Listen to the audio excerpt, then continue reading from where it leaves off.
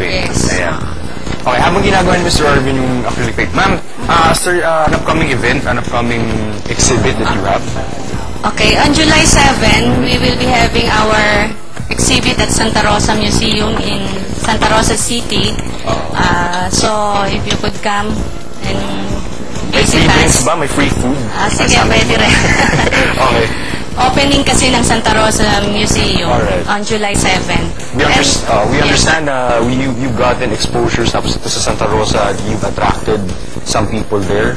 So meron kang museum sa Santa Rosa. No, it is our city mayor. Yes. Kasi back up niya to na maganda nga kasi yung cause niya.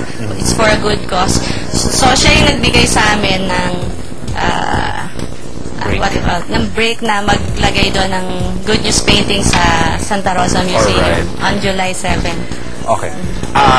The durability, sabi nyo kanina, sobrang tagal niyan, long lasting.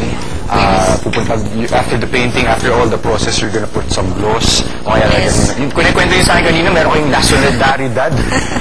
Saan nila kuha yan, ma'am?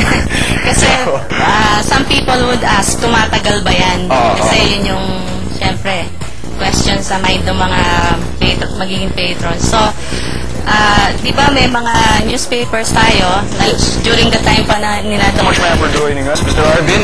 Maglalaroan po natin yan. In the meantime, we will be right back after few messages.